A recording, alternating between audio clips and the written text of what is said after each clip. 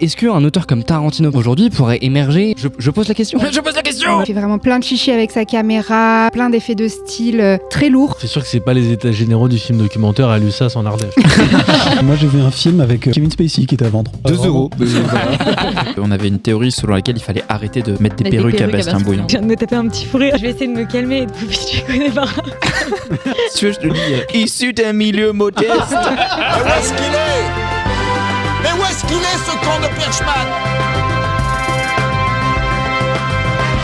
La Perche est dans le cadre, c'est le podcast cinéma dans lequel on parle vite, mais on prend quand même le temps de débattre des films et séries qui font l'actualité. Dans l'épisode d'aujourd'hui, tous nos personnages sont à la croisée des mondes. Je ne parle pas de la trilogie fantastique de Philippe Pullman, mais d'Hélène qui revient dans ses Vosges natales après le burn-out de sa vie parisienne et qui, au détour d'une idylle, promet de confronter deux France. Moins d'un an après l'adaptation de Leurs enfants après eux, Alex Lutz porte au cinéma Connemara, le 3e roman de Nicolas Mathieu. Je parle aussi de Fouki, petite héroïne de Renoir réalisée par Chi Ayakawa, qui cherche à entrer en contact avec les vivants et les morts. Je parle de Nino, héros éponyme du premier long métrage de Pauline Loquès qui bascule en un claquement de doigts de l'insouciance à la condition de malade. Et je parle de la famille au féminin de Left-Handed Girl de Shinjitsu, une mère célibataire et ses 2 filles qui déménagent à Taipei dans l'espoir de changer de vie. Les 4 films dont on débat ce soir ont été sélectionnés à Cannes et le Festival de Venise s'est clôturé récemment. L'occasion de nous demander en focus si les festivals ont encore un impact sur la vie des films. Et comme c'est l'anniversaire de Rita qui fête son premier quart de siècle, la carte blanche du jour portera sur un thème qui va de soi, avoir 25 ans au cinéma. Silence moteur, la perche est dans le cadre, mais on s'en fout, on fait de la radio. Action ! Et bonjour à tous, je vais commencer par dire que une fois n'est pas coutume, nous enregistrons l'émission en avance, que donc nous... Scandale. Oui, non, on enregistre l'émission en avance, donc nous n'avons pas le box-office de la semaine, on peut essayer de l'imaginer si vous voulez, mais on n'a pas non plus de news, puisque... Mais on n'a pas non plus le courrier des lecteurs sur valeurs sentimentales, alors qu'on les a vraiment encouragés à nous écrire. Oui, et on a les mêmes vêtements que la semaine dernière. Alors moi en ce qui me concerne c'est normal, enfin, c'est habituel on va dire. Voilà, personne s'étonne, on fera un courrier des lecteurs plus long la semaine prochaine. Du coup je sais pas ce qu'on fait, on lance tout de suite le premier débat de la semaine, non? Autant y aller. Et ben on va parler de Connemara. On va inventer des news si vous voulez. De quoi tu vas inventer des news aussi? Qu'est-ce qui s'est passé entre temps? Je sais pas, Vincent Bolloré rachète RTL, enfin des trucs comme ça. Stop.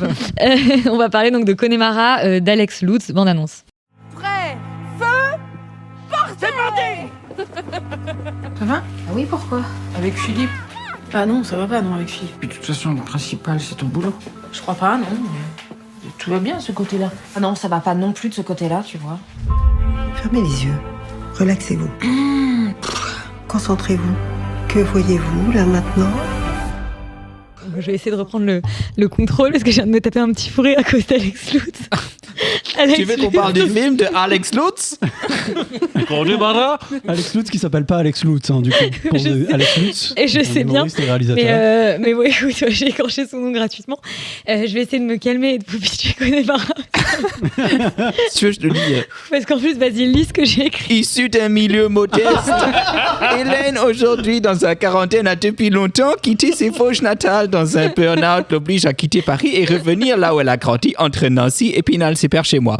Alors qu'elle retrouve un semblant d'équilibre entre vie professionnelle et vie de famille, aperçoit par hasard un visage connu, celui de Christophe, le beau hockeyeur de ses années lycée, alors que démarre une liaison qu'Hélène n'avait pas vu venir.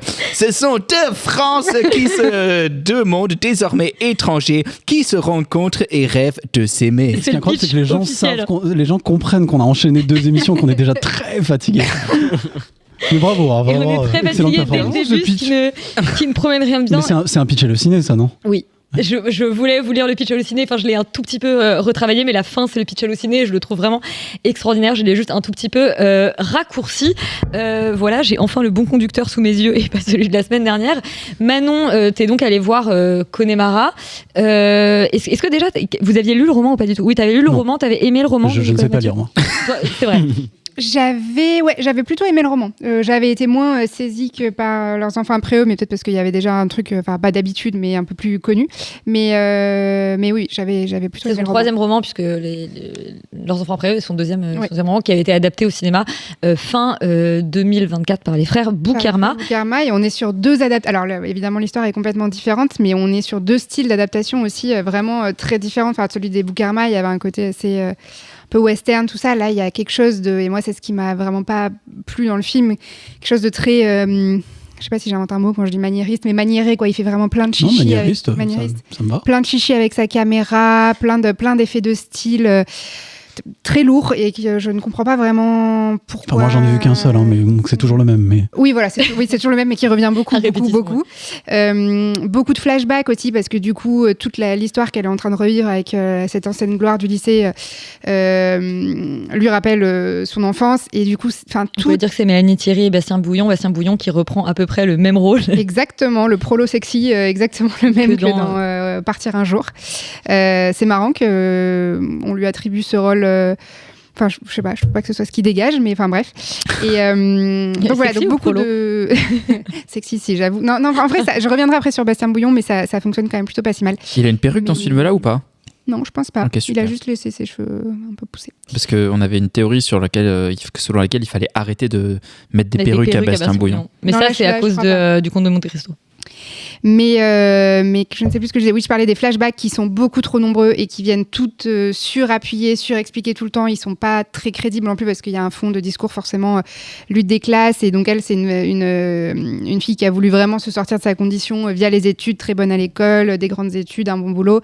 Et elle est toujours ramenée dans ses flashbacks à son amitié avec une fille qui était d'une classe plus aisée qu'elle et de discussions qu'elle a eues avec la mère de cette copine, mais qui sont archi pas crédibles. Enfin, je sais pas, tu dis pas des trucs comme ça à une enfant. Enfin, c'est vraiment, il y a plein de trucs pas du tout crédibles dans les flashbacks qui viennent tout il y avait déjà cette double temporalité dans le roman. Voilà, c'est ça. Mais du coup, je trouve que c'est pas, je sais pas comment il aurait pu adapter ça, mais en tout cas, voilà, tous ces dialogues intérieurs que les personnages avaient dans le roman, là, ils sont symbolisés par des flashbacks assez lourdingues. Donc voilà, moi je trouve que ça alourdit vachement le rythme du film et c'est un peu pénible. En revanche, je trouve quand il commence un peu, enfin en fait c'est à la toute fin qu'il se débarrasse de ça. La dernière scène, je la trouve extrêmement réussie. C'est une scène de mariage. Enfin, je trouve que la façon dont il cut son film, c'est une scène de mariage où elle l'observe s'ambiancer sur Connemara. Et en fait là, on comprend tout ce qui se passe. Voilà, et on comprend tout ce qui se passe dans sa tête parce que cette chanson symbolise quand même quelque chose. Et elle s'en va et le film se finit comme ça et je trouve que c'est vraiment une très bonne fin, mais il attend trop tard en fait pour se débarrasser. Et tu viens de raconter la fin du film. Oui, pardon, mais c'est la fin du livre. Mélanie Thierry fait à la fin ce que nous on aurait dû faire au début et c'est arrive bien trop tard. Tu veux dire te lever et te casser. Ouais. En vrai, ça a été une séance très pénible pour moi. J'ai vraiment eu beaucoup de mal. C'est-à-dire que je trouve que c'est raté de A à Z. Non seulement j'ai du mal à croire à ce personnage et ses problèmes qu'il anime. Le personnage de Mélanie Thierry. Il y a des espèces de passages en voix off intempestifs, pénibles, parce que vraiment hyper littéraire et complètement raté. Je trouve que la réalisation est catastrophique et c'est assez rare en fait. Enfin, moi je suis pas forcément. Alex Lutz est plutôt un bon réal. Moi je l'ai vu dans son film qu'il a fait sur le chanteur dont j'ai oublié, qui était un bon film, un vrai bon film. Donc grosse déception en fait en plus là-dessus parce que je m'attendais à vraiment autre chose.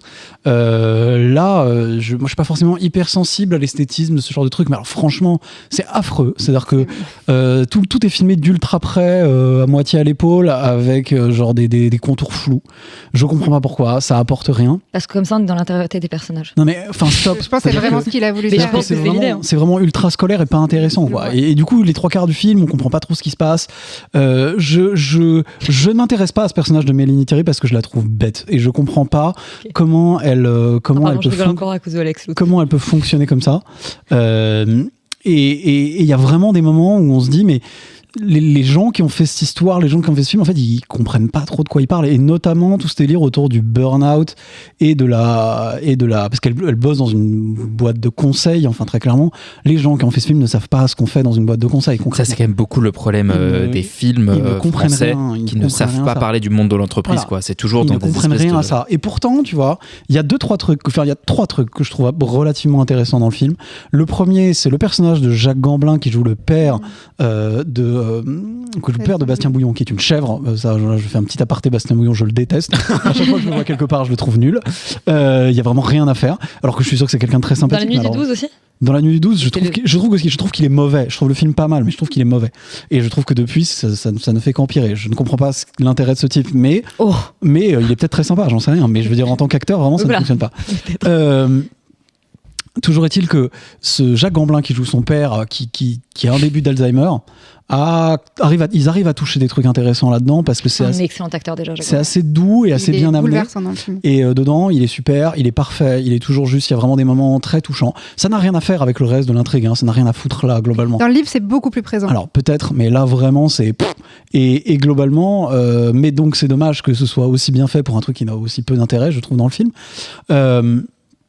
Il y a un autre truc que je sauve, c'est une scène, la première scène de sexe en fait des deux personnages, qui est vraiment intéressante parce qu'elle touche le doigt d'un truc qu'on voit pas souvent en mise en scène, c'est le côté bizarre et difficile de coucher avec une personne pour la première fois, surtout quand t'es pas un adolescent et que voilà, t'as d'autres habitudes et d'autres. C'est dommage qu'elle vienne surexpliquer, qu'elle vienne dire le dialogue intérieur qu'elle a dans sa tête, mais la scène elle est hyper réussie avec des petits détails de ça, le truc. Ça pour le coup c'est vraiment malin, je pense pas l'avoir beaucoup vu et c'est bien joué. Il y a un troisième truc, mais pareil, c'est beaucoup trop explicité, comme tu te dis, le moment où on comprend qu'elle est un peu dégoûtée de son job parce que en gros il y a une promotion qu'on lui a plus ou moins promise et qu'elle a pas eu, parce que en fait sa condition de femme la force à se travailler beaucoup plus dur et à se battre beaucoup plus fort, et qu'elle vit ça comme une injustice très lourde, et je trouve que ça c'est un thème en fait qui est relativement bien pensé dans le film et bien amené. Mais je suis d'accord, la scène en fait elle est hyper explicative et pas hyper intéressante. Et tout est un peu comme ça. C'est-à-dire qu'il n'y a pas beaucoup de moments où il se passe des choses intéressantes. Il y a beaucoup de répétitions. Globalement, en plus, comme je l'ai dit, c'est moche. C'est très compliqué, quoi. C'est vraiment... Rien ne va, d'autant que toute la construction de cette histoire d'amour, elle est bidon. C'est-à-dire que le film fait 1h45. Globalement, on te vend la promesse du film au bout de 45 minutes. On t'a fait une exposition super lente et même pas une exposition sur leur histoire d'amour qui peut éclore à ce moment-là. Une exposition sur elle et ses problèmes psychologiques et sa psychologie personnelle, mais donc du coup ce qui fait que quand il commence à avoir cette histoire d'amour, c'est complètement inconséquent, c'est-à-dire que ça ne repose sur rien et il n'y a plus aucun moment de tension ni d'enjeu. C'est juste mal fait en fait, c'est-à-dire qu'il y a vraiment un truc de les gens qui ont fait ça ne comprennent pas comment est-ce qu'on est censé faire des films et ça me gêne. C'est-à-dire que déjà Alex Lutz, je m'attendais clairement à mieux que ça parce qu'il a fait nettement mieux, donc c'est très surprenant.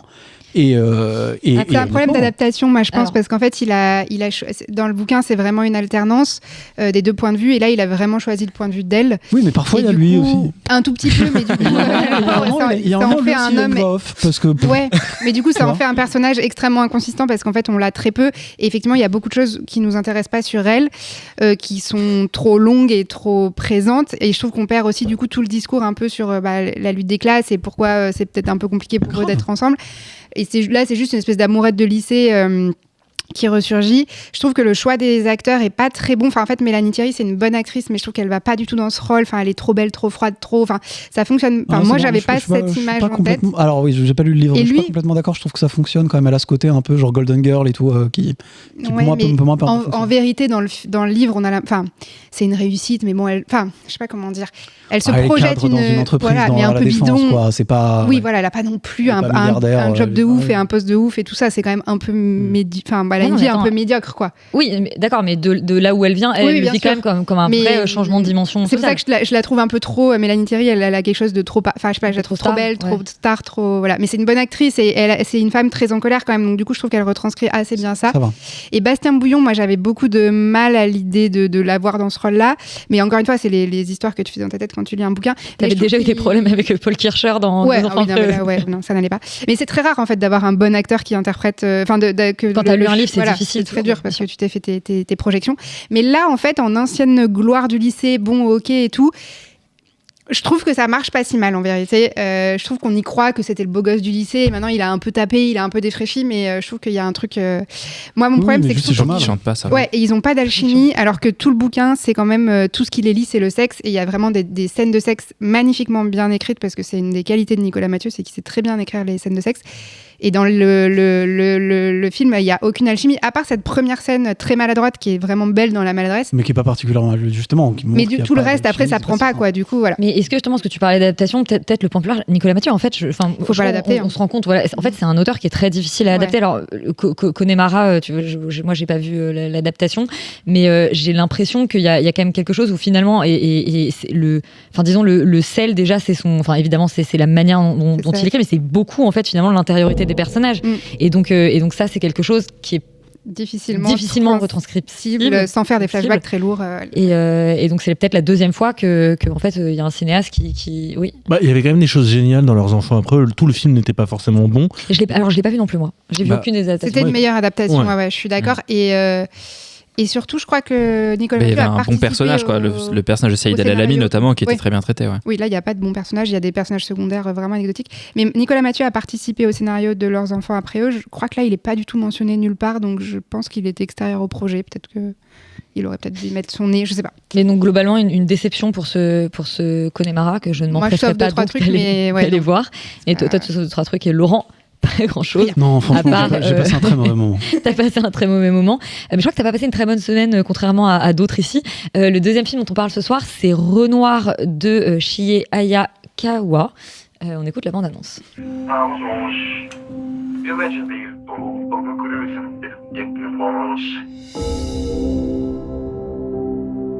最後の段階だからできるだけ家族と過ごす方がいいって主治医は言うんですけど。ちょっとね、私も仕事があるのでなかなか難しいんですよね。なかなか11歳でこういう文章を書けることないです。Alban, toi qui est notre hockeyeur à nous, c'est une gloire de son lycée probablement. Moi, j'ai fait du street hockey aussi quand j'étais au collège. Oh waouh. Pardon. Voilà. Donc Renoir, donc on est à Tokyo en 1987 par un été suspendu. Fuki a 11 ans, elle vit entre un père hospitalisé et une mère débordée et absente. En proie à la solitude et aux élans de l'enfance, elle se laisse aller à des rituels étranges. Fuki cherche à entrer en contact avec les vivants et les morts et nous dit le pitch, peut-être qui sait avec elle-même.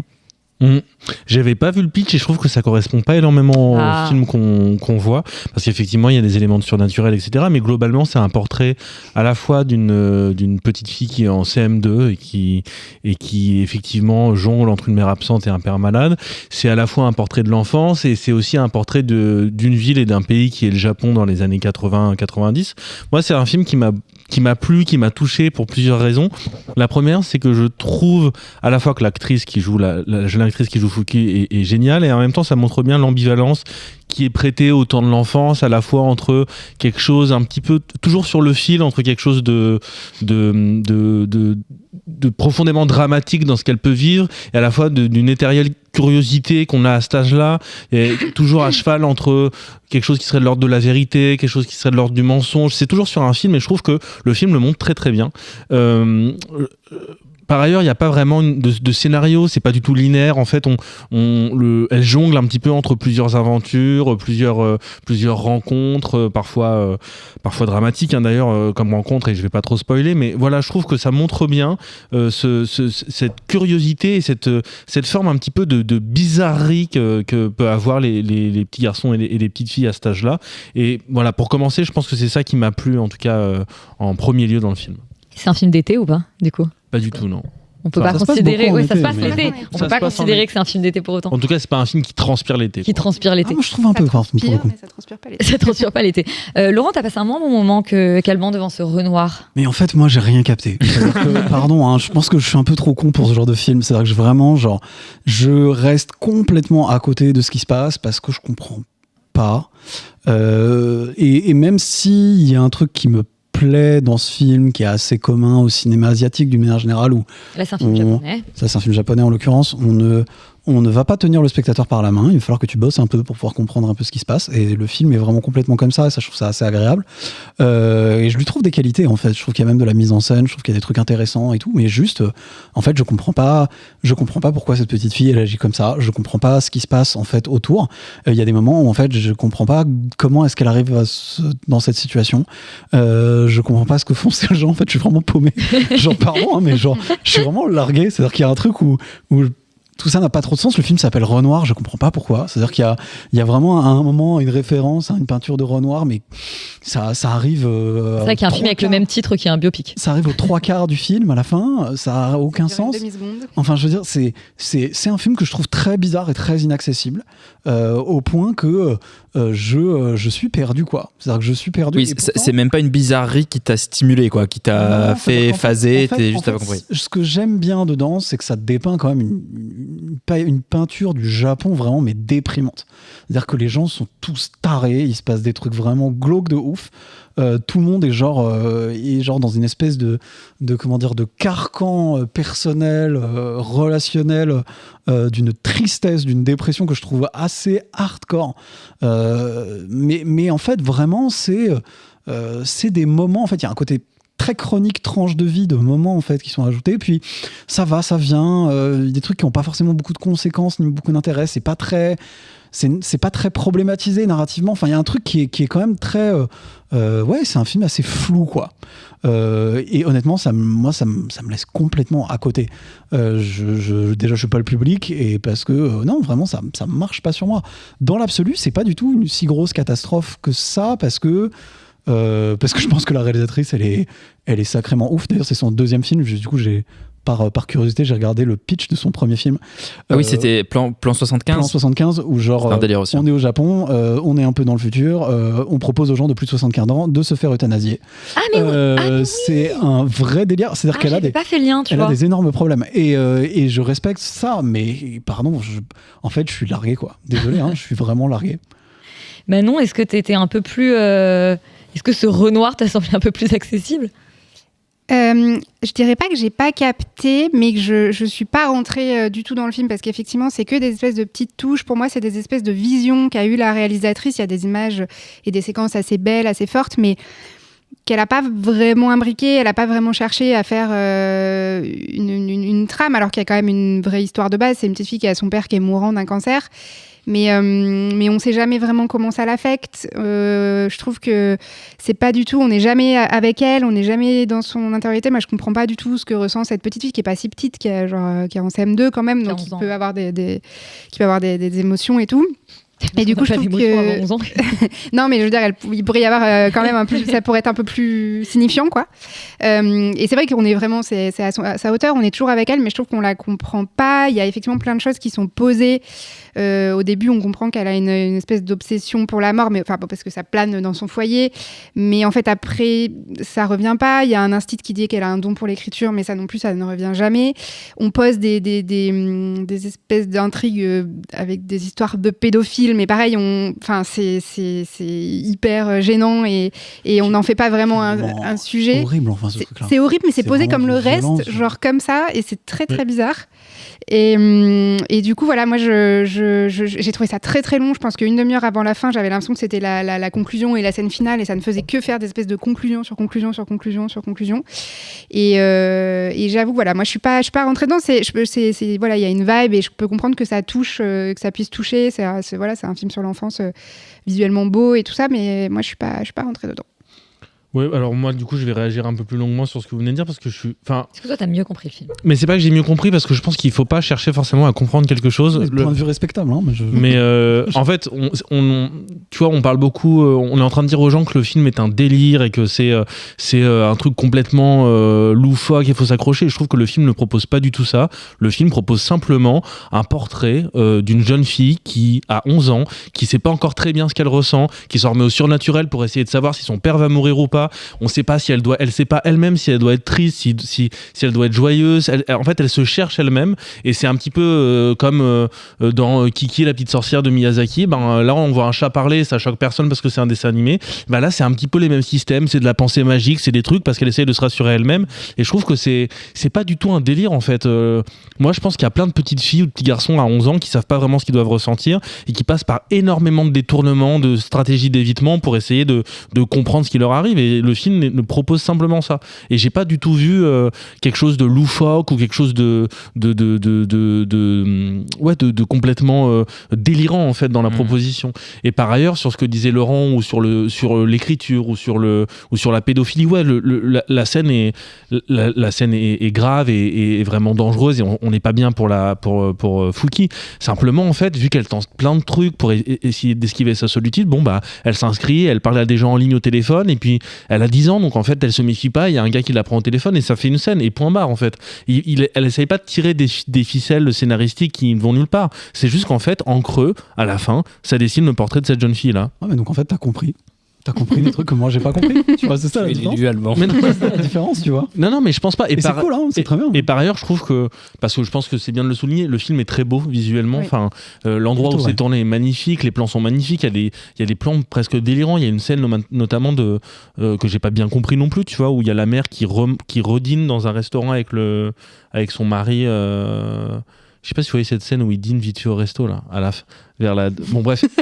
Non mais il y a des plans. Oui. C'est toujours un peu entre ce que je disais tout à l'heure. C'est vrai qu'il y a des espèces de passages un peu, en effet, un peu oniriques c'est toujours entre le rêve et la réalité, entre quelque chose de très viscéral, très cruel et en même temps très naïf. Enfin voilà, moi c'est le côté un petit peu sur un fil qui m'a plu et ce portrait-là ambivalent de cette jeune fille que je trouve vraiment que j'ai rarement vu moi en tout cas au cinéma. Donc on vous encourage à aller voir Renoir en sachant que voilà, c'est pas. Ça reste un film pas facile. C'est pas pour tout le monde. Il faut se laisser porter dedans. Quand on est plus comme Alban, c'est intéressant quand on a un peu mal. Et quand il compare à Kiki la petite sorcière, tu vois.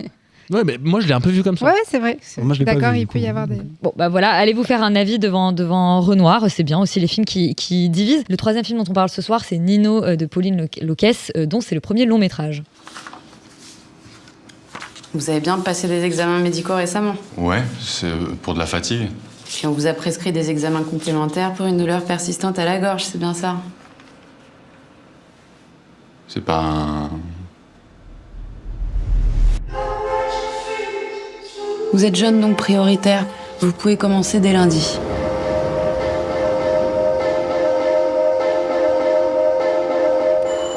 Le pitch de Nino, donc dans 3 jours, Nino devra affronter son premier traitement.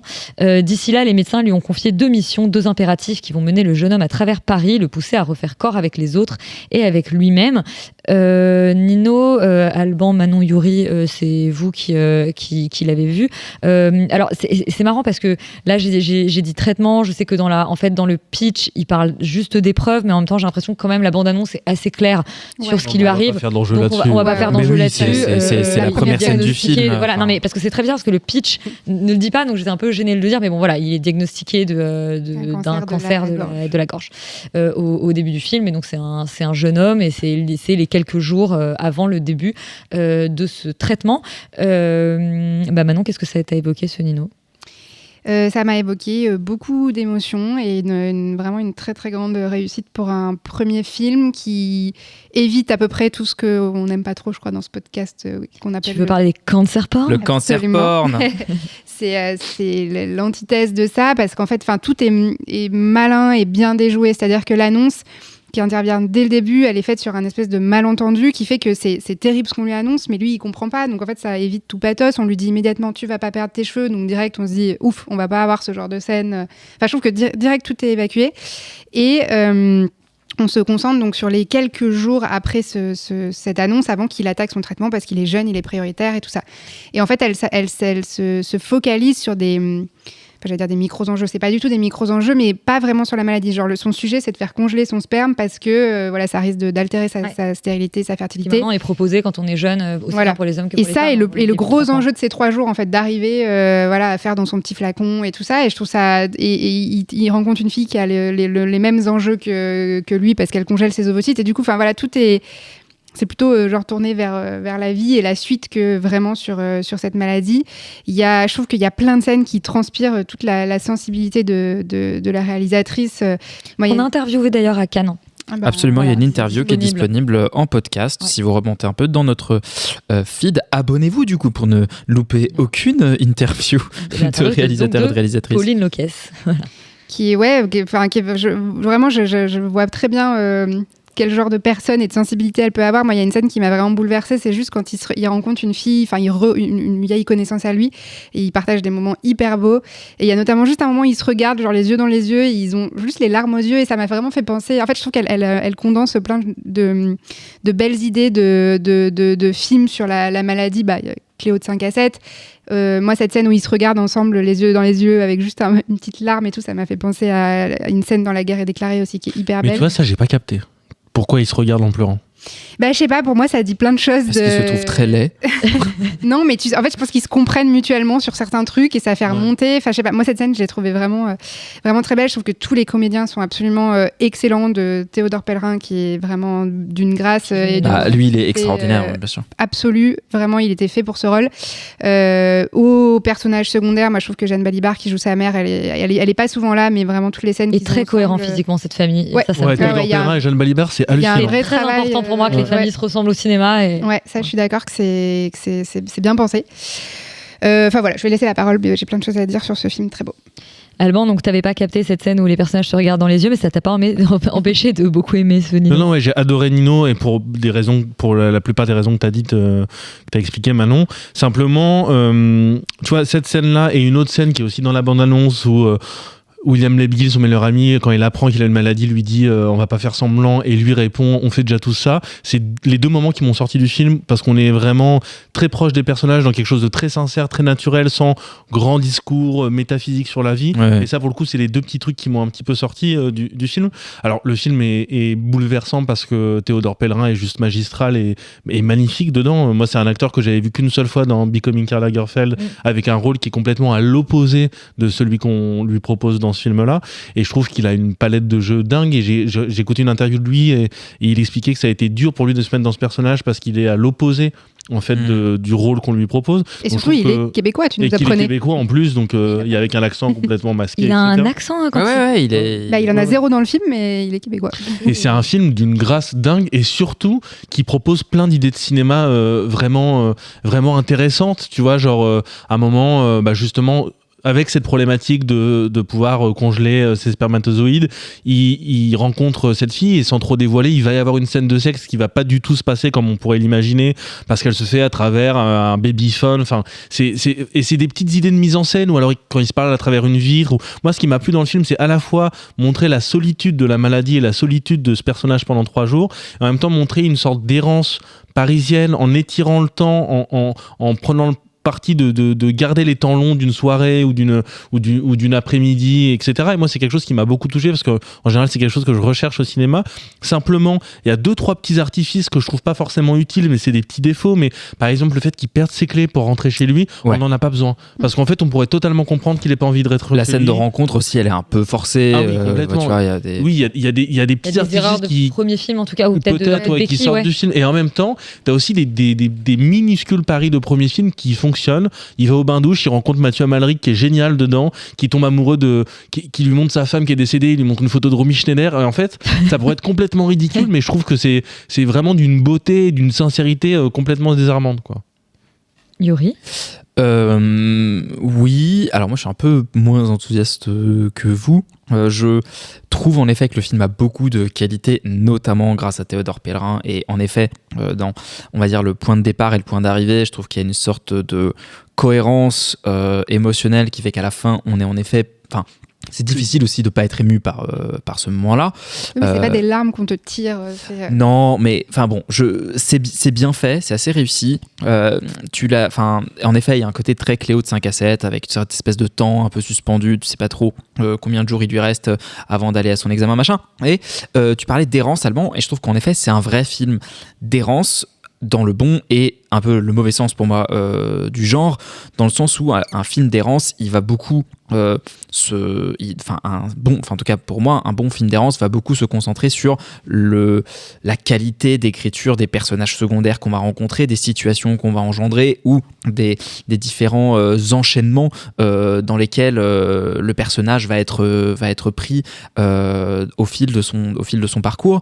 Or là, je trouve que quand même, il y a des moments où on sent vraiment que y a des rouages comme ça et le film fait un peu du surplace et d'un coup ça fait clac et on passe à l'étape suivante. Et là, une fois qu'on est passé à l'étape suivante, on est content parce que la machine repart, les scènes sont plutôt soutenues et il y a comme ça une sorte d'intérêt retrouvé pour ce personnage, pour ces situations, et puis on reste un peu trop longtemps avec cette situation et tac, on passe à la suite. Et je trouve que le film est un petit peu bloqué comme ça dans une forme de rythme. Et tu citais les quelques scènes que tu trouves artificielles. Moi, malheureusement, j'en ai trouvé un peu plus. Et notamment, je trouve que dans les amorces, souvent le film a du mal à rendre le truc vraiment fluide et du coup à me donner, moi, spectateur, cette vraie sensation de flottement, de perdition. Qui en plus avec le système de jour, ils affichent le jour comme un décompte vendredi, samedi, dimanche à l'écran, ce qui donne encore plus cet aspect mécanique au retour du scénario où on reprend le personnage. Un peu, voilà. Et du coup, moi par exemple, la séquence où il rencontre la fille, je dis bah là vraiment, on nous les a mis au même endroit pour justifier cet endroit-là. La scène de la soirée, pareil, on a justifié qu'il faut qu'il y aille. Et du coup, il y a pas mal de choses comme ça où je me retrouve juste à me dire c'est dommage parce que avec un peu moins de justification, peut-être en les réduisant un peu, peut-être en par exemple la scène avec Mathieu Amalric, je trouve qu'elle dure trop longtemps, je trouve qu'elle aurait pu être beaucoup plus esquissée. Enfin bref, il y a plein de petites choses comme ça, mais qui n'en font pas un mauvais film pour autant. Je vous dis pas de ne pas aller le voir, juste qui moi, en termes de ressenti de spectateur, j'ai pas vraiment ressenti cette errance à 100% parce que j'ai senti que on me poussait toujours vers une direction et c'est ces moments-là où ça m'a toujours un peu sorti et du coup ça m'a, je pense, empêché de pleinement entrer en résonance avec. Maintenant, ça reste un très joli premier film et faut pas cracher dessus, c'est pas l'intérêt. Bah, là où je suis d'accord avec toi, c'est vrai que dans l'amorce des situations et des scènes, c'est toujours un petit peu plus compliqué, mais il se passe toujours quelque chose de surprenant à l'intérieur de ces scènes une fois qu'elles sont démarrées. On sait très bien qu'il va aller voir sa mère, Jeanne Balibar, il a pas ses clés, etc.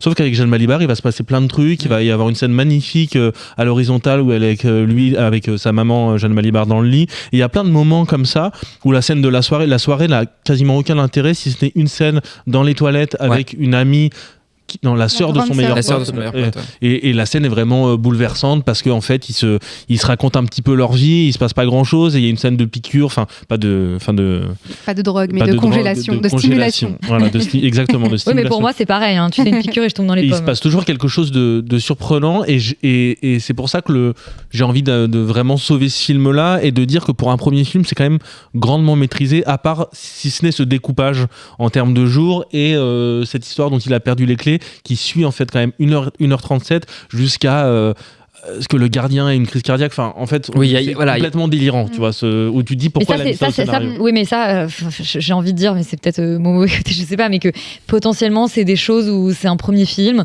Ils lui ont dit que c'était peut-être un peu trop chronique. Oui, ils lui ont dit rajouter des événements, bien sûr. Non, mais c'est possible. Voilà, je pense qu'on connaît malheureusement suffisamment parfois les derrières de tout ça pour se dire que c'est peut-être ça qui s'est passé et que malheureusement, c'est des erreurs sur un premier film qui seront pas reproduits sur un suivant, mais en tout cas et puis allez voir le film pour Théodore Pellerin aussi. Oui, voilà. Mais parce qu'elle réussit quand même dans ses meilleurs moments. Un truc qui est très dur, c'est de maîtriser le flottement. Alors ça, c'est quelque chose qui est quasiment impossible, enfin hyper dur à réussir au cinéma, de réussir ce sentiment de flottement sans te faire chier, quoi. Donc c'est quand même un truc qui est important. Et puis elle expliquait justement dans l'interview qu'elle cherchait même son personnage, quelqu'un de flottant, qui est très ample dans ses vêtements, etc., qui a un peu la tête en l'air. Et je trouve que ça marche vraiment bien avec Théodore Pellerin. Donc suivez Théodore Pellerin, avec un peu de chance dans 5 ans, il fait pas un remake d'I Love Pérou et on a et suivez aussi peut-être la suite de la carrière donc de Pauline Loquès, la réalisatrice, et en tout cas courez voir Nino au cinéma. Le 4e film dont on parle ce soir, c'est Left-Handed Girl de Shi Shing-tsu. Bande annonce.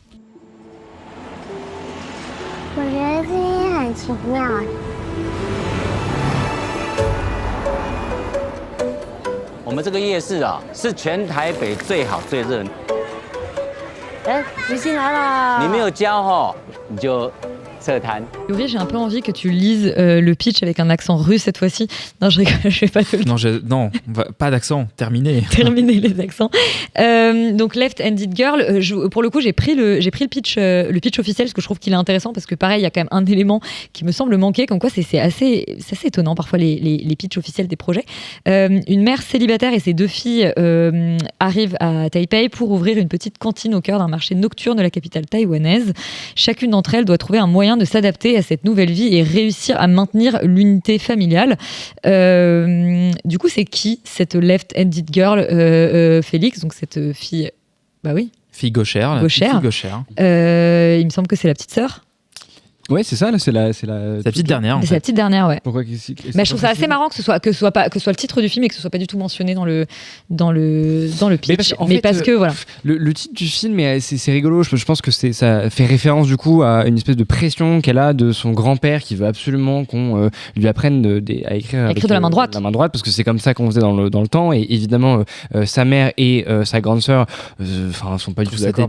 C'est une vieille tradition. Et du coup, le film s'appelle comme ça parce que l'idée, c'est justement de faire une espèce de portrait un peu chronique de ces 3 générations qui sont des générations de femmes modernes vivant à Taïwan. Mais parce que pour lui, le fait qu'elle soit gauchère, ça veut dire qu'elle a une malédiction, c'est la main du diable. Voilà. Et on comprend que en fait, ça a une signification un peu différente pour le grand-père, la présence de cette petite fille. Enfin, voilà. Et quand tu dis 3 générations, en fait, c'est la mère et les 2 filles. Oui, c'est vrai c'est vrai qu'il y a pas de... Parce qu'en fait, la grande sœur, elle a quoi? Elle a bien 19, je pense. Même plus. Elle a plus. Ouais. Elle a forcément plus. Oui. Oui, elle a beaucoup plus que ça. Donc du coup, mine de rien, il y a quand même un vrai écart entre la grande sœur et la petite sœur. Oui, d'accord. Bref, tout ça pour dire que ce film est vachement bien. Genre, moi, j'y suis allé je l'ai vu à Cannes, semaine de la critique, si je dis pas de bêtises. J'y suis allé parce que j'avais vu une image en fait sur le prospectus et que je trouvais l'image très jolie, assez étrange. Et en fait, pourquoi cette image est étrange? Parce que tout le film est tourné avec un téléphone dont je tairai le nom, parce qu'on ne fait pas de promotion pour Apple. Mais c'est un iPhone. C'est raté, ouais. Et bref, moi je veux bien faire de la promotion pour iPhone, tu vois, en espérant qu'un jour ils nous payent. Ouais, peut-être saison 3. Et en fait, il se trouve que du coup, elle utilise vachement justement le procédé, non pas d'un point de vue un peu gimmicky de t'as vu, c'est tourné à l'iPhone, mais bon, déjà parce que ça rentre dans une logique de production, évidemment, une contrainte un peu plus légère. Elle bosse beaucoup avec Sean Baker, donc il y a une filiation qui est évidente avec les tout premiers films. La bande-annonce commence par Sean Baker présente. Oui, Sean Baker présente. Pourquoi il présente? Il est producteur du film et co-scénariste et monteur. Ah, d'accord. Donc il est bien impliqué. Non, il est très impliqué. C'est pas sa femme aussi? Non, je crois que c'est son assistante. En tout cas, ils bossent ensemble depuis très longtemps. Okay. Elle était. Mais tu sais que toutes les assistantes sont pas leurs femmes maintenant. Après peut-être. Le cinéma est un milieu problématique, mais pas à ce point. Mais je vais quand même checker l'info. J'en sais rien. Mais bon, en tout cas, l'iPhone, donc, le téléphone. Et je trouve que donc c'est très bien utilisé parce que déjà, ça permet de suivre cette petite fille et de faire justement des espèces de travelling ou des mouvements comme ça extrêmement dynamiques à hauteur d'enfant sans toute la contrainte en fait des rigs et toutes les caméras qui sont très grosses dans le cinéma. Donc il y a une vraie légèreté. Je trouve que même en termes de vitesse en fait, de mouvement, c'est très immersif par rapport à justement ce point de vue de petite fille, parce que on dit souvent les films point de vue d'enfant machin, et je trouve que là vraiment pour la première fois j'avais vraiment l'impression que la caméra incarnait presque cette espèce d'hyperactivité en fait justement enfantine, et surtout en fait je trouve qu'en termes de rendu justement des couleurs il y a quelque chose d'assez extraordinaire, parce que le film donc est chronique, mais il y a aussi une petite partie d'errance quand même, mine de rien. Le but c'est aussi de te montrer Taïwan et de te montrer en tout cas justement ce marché nocturne, et du coup il y a un vrai jeu avec les couleurs, avec les lumières qui sont très artificielles, que je trouve hyper chouette et en même temps assez glauque quand tu dis que normalement un enfant devrait pas traîner là à ce moment là. Bref, et tout ça pour dire que je trouve en plus surtout, et c'est ça la grande force du film, que c'est un film qui est déjà très touchant et hyper intéressant dans son portrait qui fait justement de ces 3 femmes, de leur problématique, de leur dynamique, et évidemment du rapport à une forme de modernité justement dans un pays qui a un peu du mal à les accepter, et même de manière générale je trouve le film assez rigolo. Je trouve qu'il est très amusant. Il est vraiment très amusant, très divertissant, en dehors de justement son aspect d'errance, parce que quand bien même c'est une errance, on est plus sur les 400 coups en fait, on va suivre des gamins faire n'importe quoi, donc du coup c'est assez marrant, et il y a quand même une trame, c'est-à-dire que c'est quand même assez bien écrit, c'est assez bien structuré, et ça raconte effectivement quelque chose de très fort entre les personnages dont je ne vais pas spoiler. Je trouve le petit bémol que j'ai, c'est que je trouve que le dernier acte est un tout petit peu trop explicatif, et que justement moi ce que je trouve vraiment fort dans le film, c'est que il dit tout sans prononcer de mots ou faire des scènes vraiment dramatiques machin, et que il bascule un tout petit peu là-dedans à la toute fin, alors que pour moi à mon sens il y a un peu de la comédie aussi, donc pourquoi pas. Ou alors je suis passé peut-être à côté du côté du registre comique, mais je veux dire je pense sincèrement que tout était déjà là et que j'ai pas besoin d'expliciter autant, parce que du coup ça me coupe un peu l'émotion, alors que j'aurais pu être vraiment soufflé par cette révélation finale qui je trouve qui est très très belle. choses en perspective sur tout ce que tu as vu. Enfin, c'est-à-dire que c'est ça qui est assez chouette, et c'est pas un truc à la Fight Club. C'est que je trouve vraiment que d'un coup tu relis. En fait, il y avait Tyler Durden. En fait, c'est la petite fille, c'est Brad Pitt. Donc non, vraiment, franchement, foncez voir ce film parce que j'ai très envie de voir ce film. Elle est à l'hôpital, elle demande de l'argent. Franchement, foncez voir ce film parce que c'est vraiment formidable, et je trouve qu'il y a une vraie énergie, il y a quelque chose de singulier qui se dégage de cette vision de réalisatrice, parce que c'est son premier film, donc j'ai très hâte aussi de voir ce qu'elle va proposer par la suite. Yuri? En fait, oui, je suis d'accord avec tout ce qu'a dit Félix. C'était pareil, une merveilleuse surprise. C'est un film qui regorge d'énergie, qui est hyper intelligent, qui est en effet assez fascinant sur la manière qu'il a de montrer Taipei la nuit et tout, et en effet qui fait un usage, moi, de la vidéo, enfin du tournage à l'iPhone, que je trouve en effet brillantissime. Quand on avait parlé de 28 ans plus tard, et que bref, le fait que le film était quand même difficilement regardable alors qu'il était tourné avec, je pense, beaucoup plus de moyens que le film Left-Handed Girl. Là, vraiment, tu sens que juste c'est fait avec beaucoup d'intelligence, et en fait, pour moi, ça m'intéresse beaucoup. Enfin, je vais juste paraphraser ce qu'on avait déjà dit à Cannes, mais ça m'intéresse beaucoup d'un point de vue même esthétique, parce que juste le rapport qu'on a au monde aujourd'hui par rapport aux images, il passe quand même beaucoup plus par des images d'iPhone, de téléphone, quelle que soit la marque, on s'en fout, mais c'est la plupart des images vidéo qu'on crée et qu'on consomme aujourd'hui sont tournées par ces téléphones-là qu'on a dans nos poches, et du coup le fait que le cinéma ne s'en empare pas, ou s'en empare peu, et globalement on fait toujours des films avec des grosses caméras, avec de la grosse machin et tout, certes c'est super, et je pense que c'est important, mais il y a tout un pan de notre rapport au réel, et globalement à la manière dont on appréhende nous les images qui nous entourent, qui je trouve passe complètement à la trappe, parce que en fait on veut absolument faire des belles images, quelque chose qui soit un rendu absolument techniquement propre, alors que même dans les années 60, quand les gens ont commencé à tourner avec des caméras 16 mm légères, en fait non, l'image était crado, elle était dégueu, mais elle correspondait aussi au format d'image que les gens avaient chez eux. Enfin, il y avait un truc un peu plus aussi qui était en adéquation avec la manière dont le public filmait la réalité. Donc tout ça pour dire que je trouve que là le film fait vraiment usage de ça d'une manière hyper intéressante, et de manière vraiment d'une réflexion esthétique sur qu'est-ce que c'est que de filmer avec un téléphone, et d'utiliser toutes les possibilités à la fois techniques, narratives et esthétiques de ce médium. Donc voilà, tout ça pour dire qu'au-delà du fond qui est très bien mené, avec un rythme assez enlevé, amusant, ludique, hyper dynamique, et il y a quand même, je trouve, un vrai postulat de cinéma que je trouve assez passionnant, et avec un art aussi du montage, et là on sent vraiment Sean Baker, parce qu'il est assez fort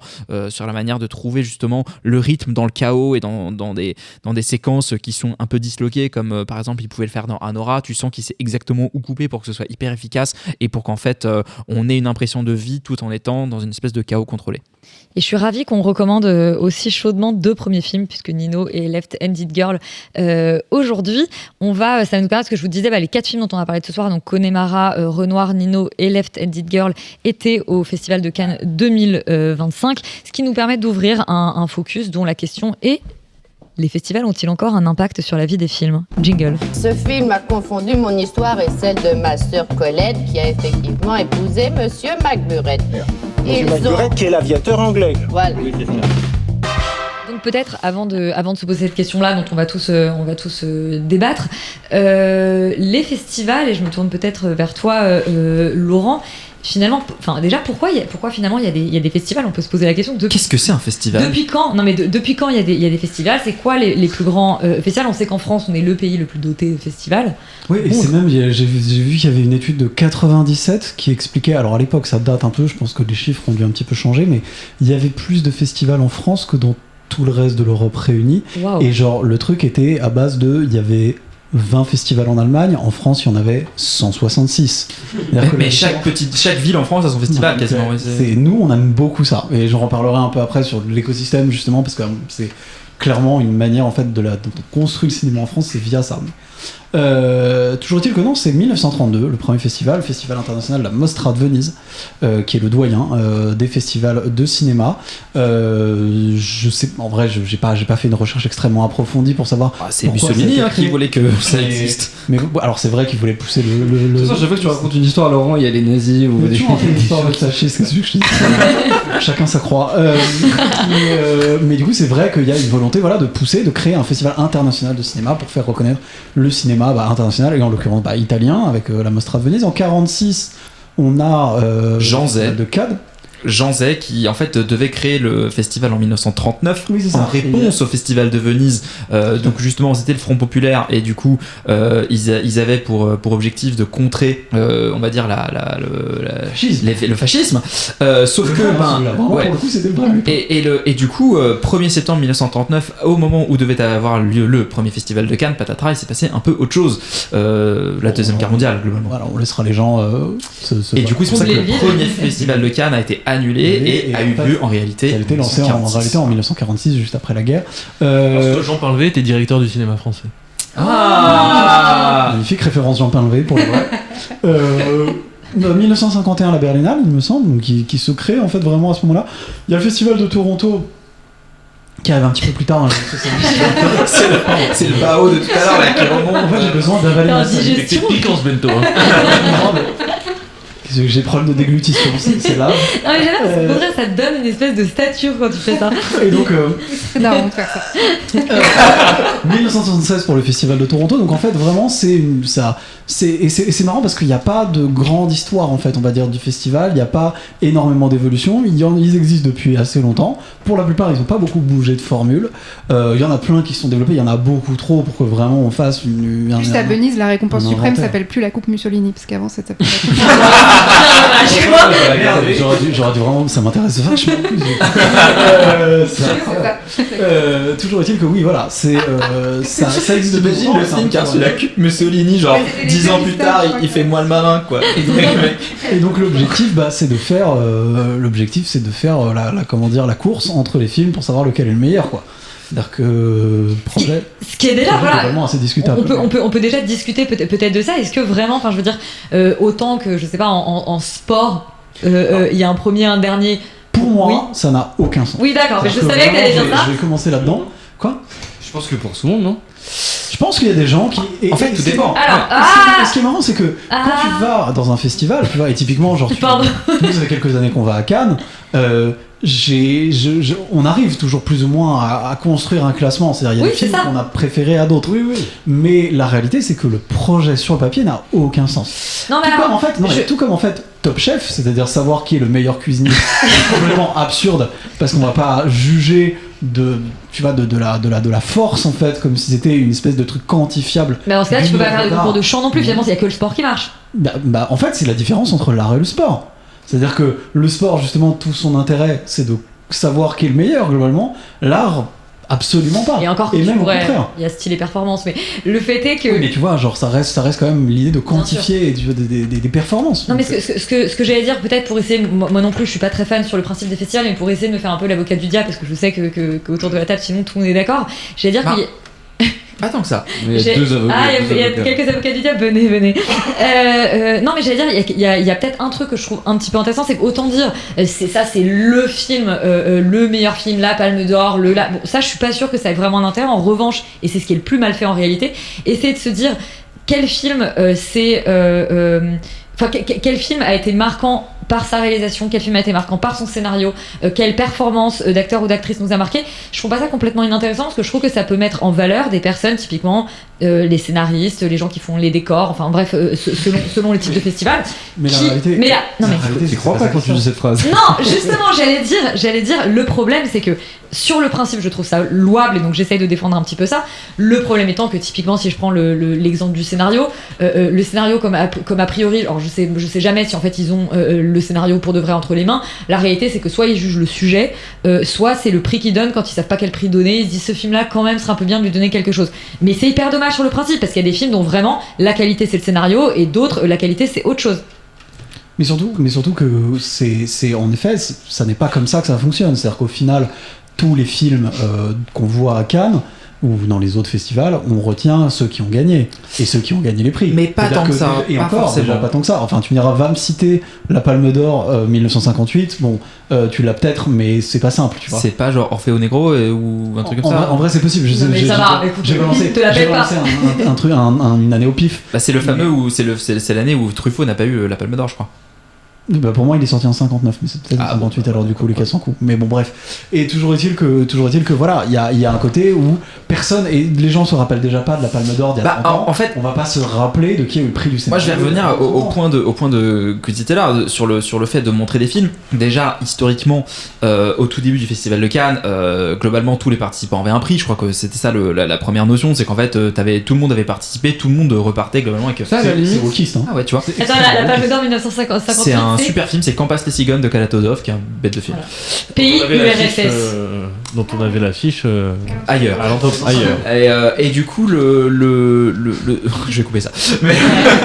parce que je crois qu'il nous écoute. Et du coup, en fait, il y avait quand même un peu de notion de chaque participant repartait globalement avec une médaille en disant bravo d'avoir participé. La notion de aussi, je pense que peut-être que pour tout le monde, c'est pas forcément clair la différence entre un palmarès et genre les Oscars et les Césars, les cérémonies de remise de prix. Et ça, c'est un truc qu'il faut peut-être aussi un peu recalibrer. Un palmarès, c'est en effet une fois qu'on a montré tout un tas de films qui ont été sélectionnés par un comité de sélection qui a dit voilà les films qu'on juge dignes entre guillemets de concourir dans notre festival. Et ça peut être des festivals de tout type, des festivals de films d'horreur, de films de comédie, de danse, j'en sais rien, de documentaires, ou des festivals plus généralistes comme le sont des festivals de Cannes ou de Venise. Et ensuite, un jury composé de tout un tas de gens va décider de quel film va repartir avec leur prix. Mais donc, c'est un prix qui est forcément assume sa subjectivité, qui forcément assume le fait d'être représentatif d'un moment donné à un instant T. Et non, vas-y. Non, après. Et alors que, par exemple, une grande cérémonie type Oscar, ça n'a pas du tout le même intérêt. C'est parce que c'est l'industrie qui vote pour absolument tous les films. Et on n'est pas du tout sur le même enjeu. D'où l'intérêt de la sélection du jury et du président. Exactement. Du jury et le deuxième point, et là où je dirais que c'est pas forcément. Là où je dirais qu'en fait ça a une certaine utilité, même si en effet oui. C'est la question qu'on se pose, c'est l'impact sur la vie des films. Qu'est-ce que ça veut dire ? Sur l'impact sur la vie des films, il est divers. On parlera après de tout l'aspect industriel du truc, mais je trouve que ça crée quand même, parce que tu parlais de Top Chef. Oui, mais en fait, Top Chef, ça raconte quand même une histoire. C'est-à-dire que tu accroches les gens, leur intérêt pour cette course de petits chevaux, en réalité, oui, qui est fictive, qui est un peu absurde, mais le fait de créer ce narratif, créer ce narratif autour de tel film, va-t-il surpasser tel autre, va-t-il remporter tel prix, mine de rien, ça donne au film une existence qui est propre et qui est au-delà de simple, voilà, observez-les comme des tableaux dans un musée et ensuite passer par la case boutique. Il y a un truc qui est beaucoup plus, je trouve, prenant et qui moi, quand j'étais petit, quand je découvrais un peu, tu vois, le monde du festival et tout, moi je suivais le festival de Cannes, je connaissais pas les films, je connaissais pas les réals, je savais pas qui était dans, enfin, je les connaissais de nom, je regardais sur internet, mais je ne les voyais pas, et pourtant je pouvais savoir que tel film avait eu tel prix et qu'en fait tel film avait fait tel effet et tout. Et donc je trouve que c'est quand même cette histoire-là qui se raconte en filigrane à chaque compétition. Je pense qu'elle a pour effet bénéfique d'accrocher quand même l'intérêt de beaucoup de gens et de de les mettre sur la route d'une certaine cinéphilie. C'est exactement là-dessus sur ce point, sur ce que tu viens de dire que je voulais rebondir. High five. C'est-à-dire que effectivement l'intérêt des festivals, c'est justement de construire ou de constituer une cinéphilie, soit à l'échelle nationale, soit d'un point de vue d'un continent. Et avant qu'il y ait des festivals, il y avait dans les années 10, dans les années 20, quelque chose qui s'y apparentait, qui était les ciné-clubs. C'est-à-dire que certains films, sauf ceux qui ne pouvaient pas passer à cause de la censure, etc., qui avaient une existence à travers les ciné-clubs, la cinéphilie s'est constituée comme ça, et en fait il y avait un groupe de gens qui décidaient que tel film valait le coup de le passer en ciné-club, et de fait les gens en parlaient et le film avait une certaine vie et une certaine actualité grâce à ces ciné-clubs-là, et finalement les festivals tels que le festival de Cannes remet en fait au goût du jour cette pratique des ciné-clubs parce qu'il construit une cinéphilie, parce qu'il construit un public et parce qu'il construit des auteurs à part entière. Mais ça tu pourrais le garder sans forcément avoir les prix. Tu vois, moi le côté on te fait une sélection et effectivement on te montre les films qui valent le coup, je trouve ça chouette. Après c'est le côté on va commencer à classer, enfin tu vois, je trouve oui, c'est deux aspects du festival. Il y a à la fois la sélection et le festival en tant que tel, et à la fois les prix sur lesquels on peut effectivement revenir. Ça existe les festivals où il n'y a pas de prix à la fin. Bah en fait les sélections Pas parallèles, rigolo, mais je veux dire, les- la quinzaine et la semaine, avant il n'y avait pas de prix. Maintenant il y a genre des mini-prix qui sont un peu Mais machin, mais ils font quand même il y a des festivals de films documentaires typiquement où il n'y a pas de prix. Et ou- déjà, Ah, déjà par exemple, on va peut-être qu'on compare au ciné-club, il y a quand même une grosse différence avec les ciné-clubs, c'est que c'est pas accessible à tout le monde. Ça dépend des festivals, mais là je parle des gros festivals comme Venise, Berlin, Mais- lesquels ne sont pas accessibles à tout le monde. Mais un ciné-club n'est pas accessible à tout le monde. Hein. Pardon Les ciné-clubs dont je te parle n'étaient pas forcément accessibles Ah, à tout le monde. forcément que c'est pas tout le monde. Moi je pensais les Ouais, ciné-clubs pas un peu accessible plus. dans le sens où ils n'avaient pas Mais- connaissance de leur existence, mais dans le Mais- fond, on refusait pas les gens à l'entrée. Bah, en fait, c'était des clubs très privés où Voilà, c'était voilà. des clubs d'intellectuels ou d'élite intellectuelle, ok. bourgeoisie culturelle, comme tu pouvais le dire tout à l'heure. Donc, effectivement, en fait, peu importe que tu connais pas, que tu peux avoir accès, l'idée c'était que c'était toujours les mêmes gens qui votaient pour toujours les mêmes films. Mais en tout cas, avant peut-être d'aller un peu plus précisément sur les festivals, ce que je voulais dire là-dedans, c'est que c'est des films aussi où ça crée, je trouve, une attente. Et moi, Yuri, tu racontes ça, moi quand j'étais enfant, j'avais une espèce de curiosité de me dire le film dont les gens ont visiblement parlé à Cannes, Ouais, c'est le ça. moment où il sort en salle, t'as Ah, une je vais le voir, et moi, curiosité j'ai- parce que je vais y aller. Moi, j'ai vu pas mal de films comme ça et j'ai découvert des films qui étaient en dehors de ma cinéphilie de l'époque Complètement, par ouais. curiosité parce que c'était la Palme d'Or ou quelque chose comme ça. Mais est-ce qu'il y a un véritable effet Palme d'Or encore aujourd'hui, un véritable effet, oui. Non, vas-y, finis, je te dis. Il y a déjà un effet en fait Palme d'Or dans les contrats de distribution. Alors que ça c'est un truc auquel on n'a pas forcément conscience, c'est que les vendeurs de films prévoient des primes en fait aux producteurs qui ont produit les films quand le film quand le film a obtenu un prix. Alors, peut-être pas sur les territoires, bon, ça dépend un peu, mais d'une manière générale c'est un truc assez classique. C'est-à-dire que si le film, si vous achetez les droits de diffusion d'un film dans un territoire, si le film a été sélectionné, bim, vous êtes obligé de rallonger une prime, et si jamais il a un prix, encore plus, et si c'est la Palme d'Or, c'est encore plus par exemple. Donc en fait il y a déjà un retour économique très clair et très simple. Et s'ils font ça, c'est qu'il y a dès un le impact. début de l'exploitation du film. Parce qu'il faut juste dire aussi qu'il y a plusieurs types de festivals. Il y a les différentes catégories. Cannes, Venise, Oui, Toronto, et Berlin, c'est des catégories Et là, A. moi, je Et là, parle- on moi, je se parle- concentre et moi, je beaucoup parle- catégorie sur ça, A. ouais. Moi je parle de ça dans ces films, Voilà. c'est un Parce impact que très clair, et donc du coup c'est un le impact. festival de films de choucroute, tout le monde s'en fout. Non, mais toi, là, t'es déjà sur la Ah, comédie, etc. Mais là, parlons des quatre principaux. Sur ces trucs-là, en effet, il y a un impact très clair financier pour les producteurs, pour les distributeurs du film qui sont rémunérés comme ça. Aussi parce que, en général, traditionnellement, ça implique un certain niveau de visionnage qui est plutôt supérieur à ceux qui n'en ont pas. Après, il y a toujours des accidents industriels. Je veux dire, on parle d'Alpha, par exemple, on en a parlé dans l'émission de la semaine dernière. Alpha, c'est quand même plutôt un échec pour quelqu'un qui est. Alors qu'il Il a pas reçu de prix, mais après, tu pourrais dire la chose de Titan, la Palme d'Or du Chrono, mais après, c'est l'année, voilà, c'est le Covid, c'est un contexte Covid qui. Mais je pense que ce serait. Enfin, la sélection était faible parce que c'est il y a l'année toujours des Covid, films, etc. en fait. Le public passe à côté de la recommandation du festival. Bon. Après, la Palme d'Or a toujours eu un impact économique sur les entrées. Alors, les multiplicateurs, ils varient, mais mais il y a tout. Mais c'est comme le prix Goncourt, c'est-à-dire qu'il y a un truc où ça facilite, on va dire, la sélection du film. C'est pas Parasite à tous les coups. Au moment où d'acheter d'acheter ton billet, Winter Sleep de Nuri Bilge Ceylan, Voilà. il n'aurait jamais fait les 300 ou 350 000 entrées. Je pensais à Oncle Bonnie. Oncle Bonnie, je pense qu'il a, même pour une Palme d'Or, il a pas bien marché. C'est un film thaïlandais qui a coûté 3,50€. Ouais. Non, mais tu vois, c'est un petit film, enfin. Oui, non, mais en fait, dans le sens où il y a quand même. Mais en fait, le truc, c'est que Oncle Bonnie, en fait, tout le monde en a parlé l'année où ça a eu la Palme d'Or parce que personne n'avait entendu parler de ce film. Et il n'avait même pas de distributeur. C'est ce que je veux dire, ça doit arriver, des films en Mais il complet n'avait pas de distributeur. et qui n'avaient pas de distributeur. Donc le Bonnie n'avait pas de distributeur. Je me souviens que quand il avait eu la Palme, le mec avait dit le film n'a pas de distributeur, on sait pas quand ça sort parce que personne n'avait prévu. Ça doit être un bordel du coup. Ouais. Mais et là où je voulais en venir, pour revenir un peu à ce que j'ai dit au début sur le fait que la France est une terre de festival, c'est que tout cette construction en fait d'une carrière de cinéaste passe par là. C'est-à-dire qu'en France aujourd'hui, si tu veux exister en tant que cinéaste, c'est très compliqué de ne pas commencer à gagner, c'est même, je crois, impossible, de ne pas commencer au moins d'avoir des grosses sélections ou avoir des prix pour tes courts-métrages. C'est-à-dire que il y a des demandes d'aide au CNC auxquelles on ne peut pas postuler si on n'a pas au moins 2 courts-métrages primés ou sélectionnés dans des festivals de catégorie A, parce qu'il y a une catégorisation des festivals, parce qu'il y en a beaucoup pour les courts-métrages et qu'il y en a plein, etc.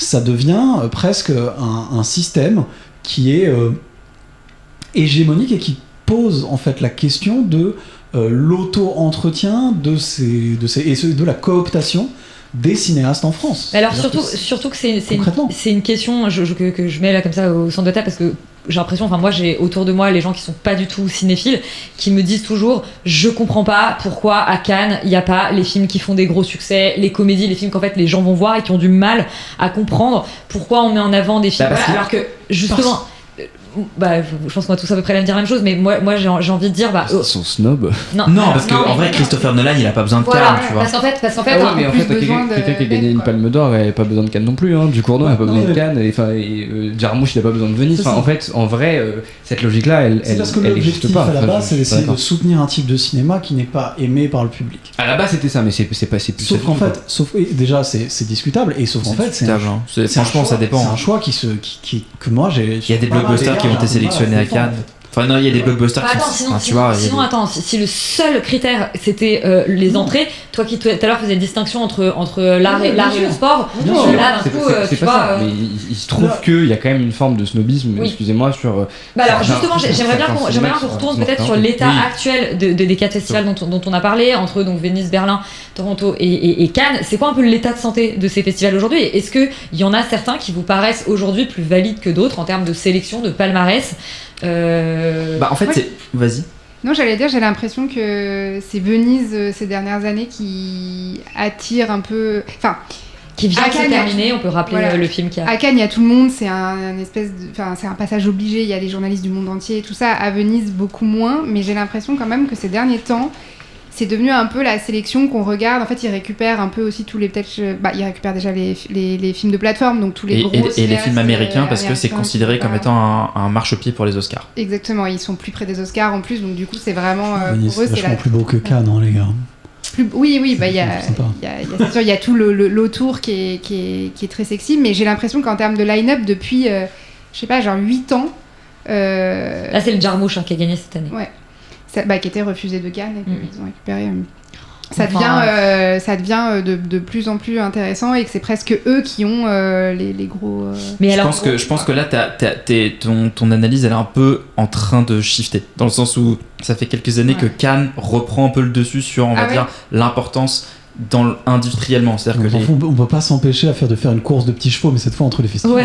Mais parce que eux-mêmes la font, et Manon dit un truc très juste là-dessus, c'est que en fait eux-mêmes la font, c'est-à-dire que eux-mêmes en fait se tirent un peu à la bourre en disant regardez, nous on va prendre tous les films américains, nous on va prendre tous les films de plateforme, et du coup en fait faire gonfler aussi le côté tapis rouge, gala, enfin tout ça c'est hyper vrai pour Venise. La Berlinale par exemple, qui je trouve perd vachement de valeur, en tout cas sur le cinéma un peu plus grand public. Ça reste des sélections pour des trucs très pointus, mais sinon... Mais attendez, Venise, je suis la seule à qui s'est fait un peu l'effet d'un mouroir, quand même. Oui, mais si tu veux, il y a 3 ans... Je veux dire, d'aller récompenser Jarmusch. L'année dernière, c'était... C'était Almodovar. En fait, c'est vachement... Oui, mais bon, il y a 4 ans, c'était Joker. Enfin, tu vois, non, mais c'est vrai, ça fait 2-3 ans. Pas du palmarès, ça fait 2-3 ans que ça commence un tout petit peu je suis d'accord, à baisser, et qu'en effet, Cannes peut-être reprend un tout petit peu de... Mais en fait, il y a un enjeu... Mais que pendant plusieurs années, ça n'a pas été le cas. Mais pour revenir sur ce que tu dis, il y a un enjeu qui est aussi diplomatique, dans le sens où, évidemment, le festival, la vitrine, les pays représentés, les films envoyés sont évidemment une vitrine pour le festival et pour le pays accueillant, de dire voilà, nous on a les plus belles stars du monde, on a le truc le plus stylé, on a la sélection la plus cool, et globalement les meilleurs films. Et je ne cache pas de devoir faire un tapis rouge et que ça drive, c'est-à-dire qu'effectivement il faut un tapis rouge où on prenait l'exemple d'un film où on connaît absolument personne, ni le réalisateur ni les acteurs. C'est un tapis rouge qui est beaucoup moins regardé, qui va beaucoup moins qui va rien véhiculer à côté d'un tapis rouge sur lequel il y aurait Brad Pitt, Kate Blanchett, enfin voilà. C'est sûr que c'est pas les états généraux du film documentaire à l'USAS en Ardèche. Franchement c'est des stars dans un autre domaine. Et mais du coup le fait est que cet enjeu diplomatico glamour, en tout cas, il est clairement aussi maintenant lié au budget des films, à qu'est-ce que tu peux te permettre, parce que ça coûte très très cher d'envoyer un film en festival, notamment un film américain, vu que les stars ont 36 000 personnes dans leur entourage. Enfin, pour un film américain, ça coûte parfois plusieurs millions de dollars de juste organiser une projection du film à Cannes. Enfin, c'est juste pour donner les ordres de grandeur des trucs. Et du coup, forcément, les festivals se tirent la bourre. Mais d'un point de vue maintenant purement de prestige, franchement Cannes se targue maintenant depuis en fait Parasite d'avoir dit en fait sur les 5-6 dernières Palmes d'Or, il y en a genre 4 qui ont gagné des Oscars après. Venise, pas grand chose en fait, et du coup le côté très prestige, glamour de Venise, et maintenant ça a été d'ailleurs vachement mis en lumière cette année très très spécifiquement sur le fait que Venise maintenant il y a que des critiques dithyrambiques, que des espèces de reviews d'influenceurs genre complètement waouh, et qu'en fait après les films arrivent à Toronto et les mecs disent ouais enfin ok quoi, enfin il y a un truc où Parce que j'ai l'impression qu'il y a effectivement assez peu de journalistes qui vont à Venise. Déjà c'est priorité à la presse italienne là-bas, donc en fait quand t'es journaliste étranger... Oui, parce que toi tu as couvert le festival de Venise, tu peux peut-être nous raconter comment ça fonctionne par rapport même au festival de Cannes. Ouais, je l'ai couvert une fois, et alors c'est beaucoup, en tant que journaliste, c'est beaucoup plus cool à couvrir parce que t'as pas cette espèce de guerre incessante pour avoir des places, avoir des accès. Est-ce que tu as le marché du film, là Non, justement. Il y a pas, c'est ça qui change aussi, c'est une grosse différence. Là pour le coup c'est vraiment juste une... Alors qu'à Toronto il y en a un par exemple. Et à Berlin. Et à Berlin aussi, mais à Venise, il y a aussi des sélections parallèles, il y a une équivalence de la quinzaine des réalisateurs, tout ça. Mais ouais, tout est beaucoup plus simple. Voilà, avoir des places, c'est pas la guerre. Tout est mis en place aussi. Enfin, on sent, ils ont moins de journalistes, mais on sent que il est chouchou du coup. Voilà, c'est pas comme Thierry Frémaux qui les aime pas. Ils font en sorte qu'ils puissent travailler dans des bonnes conditions. Il y a des beaux accès, des beaux endroits pour travailler. T'es quand même beaucoup plus aise, mais c'est un festival, effectivement, on sent que ça mise un petit peu moins sur le glamour, un peu moins sur les soirées, les marques sont beaucoup moins omniprésentes. Voilà, il y a des belles photos des stars qui arrivent en bateau, en taxi-bateau, mais c'est quand même moins, ça semble être plus un festival concentré sur le cinéma, quoi. J'ai l'impression qu'on s'éparpille moins. Alors tu me dis qu'il y a beaucoup d'influenceurs et tout, moi ça m'a moins fait cet effet que à Cannes, mais après c'est aussi beaucoup plus petit, et voilà, il y a un côté un peu plus reposant, je trouve. Et parce que c'est peut-être la face, la partie visible de l'iceberg, parce qu'on tu as mentionné le marché du film, Laurent. Pour répondre à ta question aussi, pour enchaîner un peu sur un autre sujet, c'est est-ce que les festivals ont un impact sur la vie des films ? En vrai, surtout les marchés qui accompagnent les festivals, complètement. C'est-à-dire que par exemple à Cannes, à Berlin, c'est le marché du film européen, et à Toronto c'est le marché du film américain, je crois, enfin nord-américain. Ouais, et à Cannes c'est le marché mondial. En fait, comment ça marche un marché ? C'est des gens de tous les pays qui viennent, ils ont plein de films dans leur besace, et globalement comme sur un marché, ils vont dire qui veut acheter mon film en fait. En fait, pour être allé un peu au marché à Cannes, c'est surréaliste. C'est-à-dire qu'on se rend pas compte à quel point il y a des mecs avec des stands et des affiches de films, et ils te vendent des films insensés. En plus, ils sont dans une zone où personne ne va. Il y a d'obscurs Malaisiens qui veulent te vendre des films pour que tu puisses les diffuser en Bulgarie. Enfin, c'est sublime, mais c'est vraiment genre, c'est incroyable. Il se passe des choses vraiment incroyables, mais c'est ça le gros du festival de Cannes. Et donc il y a même des salles de diffusion cachées pour des films planqués dans le marché du film, pour les gens qui sont du marché et tout. Donc c'est vraiment presque un autre festival. Ouais. Donc là-dessus, vraiment, c'est une importance économique crucial et capital, et en fait tout l'aspect glamour et on va dire storytelling qui vient par-dessus, en fait il vient juste alimenter toute la machine qu'il y a derrière, qui sinon n'intéresserait personne. Et en effet venir parler de je sais plus quel film d'exploitation avec Dolph Lundgren, enfin tu vois, il y a ce truc qui se vendent là-bas. Après les films au marché du film à Cannes, ils n'ont rien à voir avec les films sélectionnés. Parfois il y a des liens. Ouais, bah, moi j'ai vu un film avec Kevin Spacey qui était à vendre. Tu vois, comme quoi 2 euros. Je pense que les droits étaient pas très chers, ça dépend des territoires dans lesquels tu veux les diffuser derrière.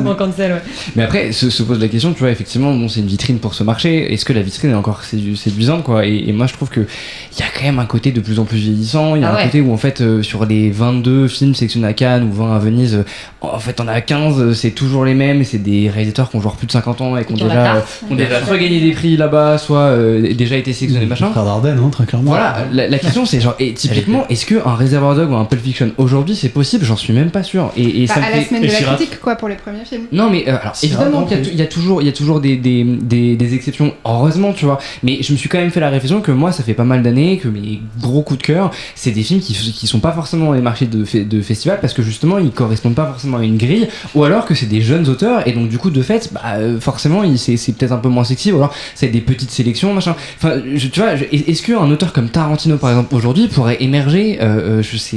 Je pose la question. Mais moi, je pose la question. Là où je trouve que tu dis un truc intéressant, c'est que même si ça a une valeur en fait, ça a encore vraiment clairement une valeur dans la vie d'un film et comment est-ce que celui-là va être monétisé, gagner de l'argent et que ça crée en fait une espèce d'écosystème autour justement d'un certain type de cinéma. Je suis pas certain qu'en termes artistiques ce soit encore un truc très intéressant. Ça renforce une posture de gens qui sont déjà là. En fait, et ça fait pas du tout Bah justement, est-ce qu'on pourrait pas imaginer, pardon, tu voulais dire quelque chose? Moi justement en termes de juste d'un point de vue artistique sur les films qui sont passés à Cannes, en tant que pour y être allé une année uniquement à la quinzaine, c'est là où j'ai pris le plus de plaisir à découvrir des cinéastes et à découvrir des films que j'aurais pu voir ailleurs qu'en compétition officielle. Mais évidemment, enfin, moi aussi, la plupart des grands réalisateurs que je considère actuellement, etc., c'est des gens où tu découvres leurs films à la quinzaine et en général, 2 films plus tard, ils sont en compétition officielle, pas avec leurs meilleurs films. En fait, en réalité, aujourd'hui, 2 films dont on a parlé dans l'émission d'aujourd'hui, que ce soit Nino ou Left-Handed Girl, sélection parallèle du Festival de Cannes, la semaine de la critique, qui a pour mission de découvrir des premiers et des deuxièmes films. Bien sûr, mais du coup, se pose la question, ce que j'allais dire, est-ce qu'on pourrait pas quasiment imaginer qu'une fois que tu gagnes une Palme d'Or, t'arrêtes tu reviens pas pour qu'on évite qu'il y ait une vraie question. Normalement, t'as déjà un statut qui fait que ton film il est vendeur si t'es pas un manche, tu vois, et genre d'être dans un truc systématique, moi je trouve ça problématique. Mais parce qu'en fait, il y a un truc très étrange où finalement il y a des réalisateurs qui ont la carte, ils vont venir tout le temps, même quand leur film honnêtement vaut pas tant le coup. On a l'impression qu'ils vont quasiment être vexés s'ils sont pas en sélection. Mais ils sont vexés, c'est quelque chose de cet ordre-là. Non mais il y en a qui sont vexés. C'est un problème. C'est du copinage. Ensuite, t'as des gens qui sont là, comme par exemple Wes Anderson, on sait très bien qu'il aura pas de prix parce que tout le monde dit il a pas besoin de prix, mais du coup en fait pourquoi il est là pour tous ses films, et lui aussi il est là quand c'est plus ou moins réussi, parfois c'est super, parfois c'est moins réussi, il est tout le temps là. Et par contre effectivement on parlait du réalisateur de Sirat où on s'est tous dit dis donc qu'est-ce que ce type fait là, on allait voir le film, il se trouvait que c'était super. C'est super rare quand même de voir des films, enfin je veux dire on parlait mais le film 2, et j'ai un trou, le premier film de Soderbergh, Sex Lies Video, qui donc Sex Mention Vidéo en VF, qui gagne la Palme d'Or du premier coup. Est-ce que c'est pensable aujourd'hui d'avoir un premier film qui gagne une Palme d'Or? Alors peut-être, et encore une fois ça dépend du jury, mais disons que je sais pas, c'est que... T'as quand même toujours des premiers films sélectionnés. Sélectionnés, mais très souvent c'est parce que en fait Thierry Frémaux connaît les distribs ou les machins ou les et parce que il passe aussi par la grande famille du cinéma. Parce qu'il passe aussi par la comment ça s'appelle, la Cinéfabrique, enfin non pas la Cinéfabrique, la Cinéfondation, qui en fait sélectionne des cinéastes qui sont déjà, donc il y a une espèce d'école. Et Sirat, c'est un français c'est un film qui est coproduit entre la France et l'Espagne. Mais alors il y a quasiment que des films coproduits en France. Mais ça voilà, ça il faut. Et c'est un autre point. C'est un sujet à part entière de comment on finance un film. Quasiment pas international en réalité. Enfin ça se discute. En fait, c'est des films où les réalisateurs. Un jour on en reparlera. Mais on en a déjà parlé. sur les coproductions. Il y en a qui ont des parcours hyper beaux à Cannes. Genre Justine Triet, elle a commencé à l'Acide, elle est passée à la semaine ou à la quinzaine. Les films qui n'ont pas de distributeur. Voilà les films un peu concept sans distributeur. Je crois que La Bataille de Solferino c'était à l'Acide. Après, elle a été à la quinzaine ou à la semaine, je sais plus. À Victoria, ouais. Et après, sélection officielle, Palme d'Or. Et ça, c'est vraiment quand même un beau trajet cannois. Mais effectivement, après, elle peut maintenant s'en aller et c'est bon. Quoi. Et je voulais faire un petit disclaimer quand je disais qu'effectivement, les films, ils avaient des coproducteurs français. Pour le coup, c'était pas quelque chose que je critiquais dans le sens où, en fait, on sait que la France, effectivement, est présente dans plein de pays en termes de coproduction. Irrigue le cinéma mondial. Et c'est plutôt une bonne chose. Mais c'est juste que du coup, on se dit que même quand il y a un film qui est entre guillemets un premier film, en général, c'est qu'il est passé par des circuits, etc., où il a pu être identifié aussi assez facilement par les gens qui sélectionnent. Et bah, est-ce qu'on a fait le tour du sujet, les amis? Vous avez quelque chose à rajouter? Laurent, il a envie encore de dire les festivals, ça sert à rien, ça n'a jamais eu de sens. C'est genre juste montrez-moi les films et arrêtez avec vos conneries, mais c'est pas grave. C'est pas grave, c'est très bien. Mais on y retournera l'année prochaine. Non, mais oui, évidemment, parce que nous, à chaque fois, on comme des merdes. Parce non, mais à chaque fois, en plus, la réalité, c'est qu'à chaque fois, on râle, et à chaque fois, quand on est là-bas, on est trop court comme des débiles mentaux pour rentrer à la séance de je sais pas quel film à 8h30 parce que telle personne nous a dit que c'était super bien. Donc parce qu'on adore le cinéma, mais malheureusement, j'aime clairement pas assez le cinéma pour me lever à 8h. Mec, c'est pour ça que tu viens jamais à Cannes, Laurent. C'est pas vrai, t'es resté année. C'est moi qui viens pas en plus. Je dirais à ce micro que tu es quand même la personne qui est allée voir Mektoub My Love Intermezzo en séance de montée des marches, donc tu aimes assez le cinéma pour t'être farci cette merde. Ouais, non, mais j'en ai vu des trucs. Alors, personne n'est resté pour Tralala jusqu'à 3h du matin. C'est vrai, à part toi, du coup. Bah, écoutez, merci pour ce focus. N'hésitez pas à réagir, à nous donner votre avis sur les festivals. Comment et vous si percevez les festivals. Oui, c'est ça. Même si vous avez des questions. C'est un enjeu ou pas de savoir si un film a gagné un prix ou si c'est quelque chose dont vous fichez absolument quand vous allez voir un film. Voilà, est-ce que c'est une garantie ou non? Et on termine. Moi, j'ai juste une copine qui m'a récemment demandé à quel point je pense que Cannes, c'est peut-être un peu obscur pour plein de gens, qui m'a dit « Ah, mais tous les films français qui sortent en salle ne sont pas passés par Cannes. » Elle pensait que tous les films en salle français passaient... 99%. Ouais, bon, il y a peut-être peut-être un manque de culture. Mais c'est pas si stupide. Hein. Mais en fait, c'est vrai que je pense que les gens, ils voient le logo partout parce qu'entre toutes les sélections et tout ça... Oui, en fait, tu fais pas la différence. Ouais, c'est ça, entre les différentes Est-ce que c'est un certain regard, la quinzaine, la semaine, la CID? Est-ce que juste c'était au marché du film? Ils ont le logo de la Palme d'Or, donc en fait, je pense que les gens, ça peut être un peu les... Tous les films ont la Palme d'Or. Et voilà, on s'y retrouve finalement, tous les films sortent gagnants. Et il n'y a pas de... Et voilà. Et c'est des festivals qui ne donnent pas un seul prix. Et fin du focus. Et c'est tout de suite l'heure des recos de la perche. Perdons pas de temps, Salam Alek. Si j'en crois mes informations, le temps travaille contre nous. C'est bien ça, Jimmy? Oui, à 100%. Alors voyons voir. Et Laurent, c'est toi qui as une petite recommandation pour nous aujourd'hui. Une recommandation un peu étrange parce que j'ai un avis assez ambivalent sur le film. C'est un film qui s'appelle Pavements de Alex Ross Perry, réalisateur que je connaissais pas mais qui a l'air d'être un réalisateur ultra hipster new-yorkais. Il a notamment coproduit The Sweet East et il a fait des trucs, des films géniaux d'ailleurs. Des films géniaux peut-être. Alors j'en ai jamais vu. C'est un film que je vais passer beaucoup de temps à décrire parce que c'est un film très bizarre. C'est un documentaire qui parle de la réunion en fait d'un groupe de musique qui s'appelle Pavement, qui est un groupe de musique très culte de rock indé des années 90. De Californie, je crois, ou de la côte ouest, et qui est un genre de musique assez spécial avec un type qui chante pas très bien, de la musique assez lancinante, un peu étrange, un peu planante, et des paroles très surréalistes. C'est un groupe qui est un truc un peu de hipstos, de mecs de 35, 40, 50 ans, quoi, voilà. Dont on fait partie Alex Ross Perry et moi un peu, même si je suis un petit peu jeune pour avoir vraiment connu la grande vague Pavement. Il y a probablement des titres que vous connaissez parce que le groupe est quand même assez connu. Et donc c'est un film qui va à la fois suivre la réunion de ce groupe dans les années 2010, et en même temps être une espèce de faux reportage sur un musée Pavement qui est une espèce de pop-up store qui a été monté à New York. Sauf qu'en fait, ce pop-up store qui est censé être une espèce de musée qui montrait des objets du groupe, etc., était globalement essentiellement faux. C'est-à-dire qu'il c'était censé montrer des trucs, mais c'était pas des vrais objets. Il parlait de choses qui n'étaient pas des vrais trucs.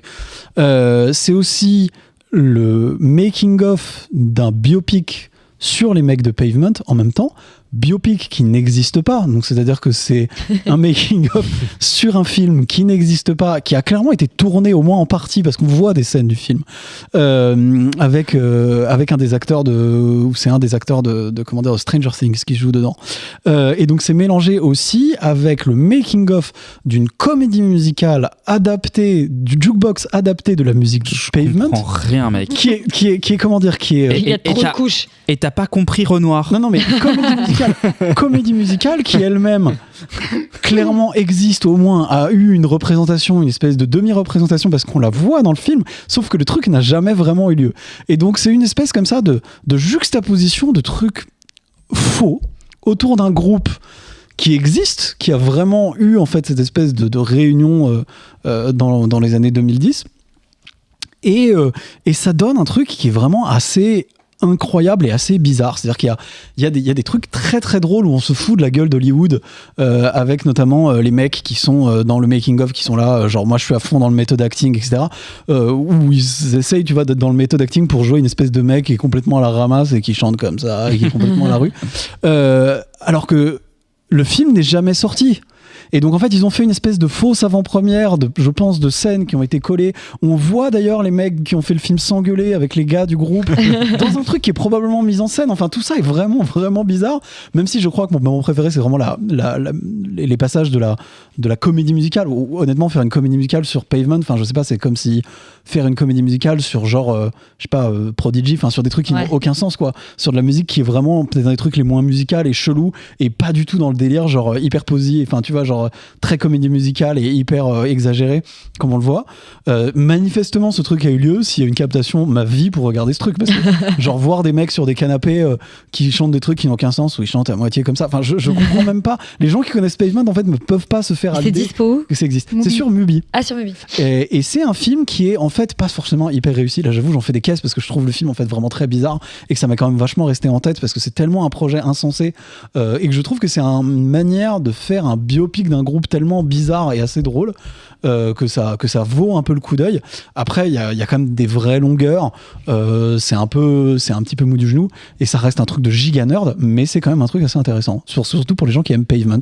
Et sinon, les autres, je vous invite à découvrir. Bah moi je saute sur l'occasion pour vous conseiller les films d'Alex Ross Perry, du coup The Color Wheel, Listen Up Philip, surtout avec Jason Schwartzman et pardon, non, vas-y. Et Quinceers aussi avec et notamment son actrice fétiche c'est Elisabeth Moss, c'est comme ça que j'ai découverte et voilà, c'est vraiment des super films qui datent des années 2010 à peu près. Et sur Mubi aussi, il y a un autre docu qui vaut le coup d'œil qui s'appelle Vice is Broke sur le média Vice. Et c'est un mec qui, en fait, Vice lui doit beaucoup de sous, il sait qu'il les aura jamais. C'est un mec qui a bossé pour Vice et qui du coup s'octroie le droit de faire un docu sur Vice et utiliser ses contacts pour aller un peu interviewer tous les gens qui étaient à l'origine de Vice. Et on voit que c'était à la fois un média qui a permis à plein de talents. Enfin, il y a des gens de fous qui ont travaillé, qui ont commencé chez Vice, quoi. Enfin, plein de gens hyper connus. Spike Jonze bossait chez Vice. Enfin, vraiment, il y a plein de gens qui sont scénaristes maintenant et tout.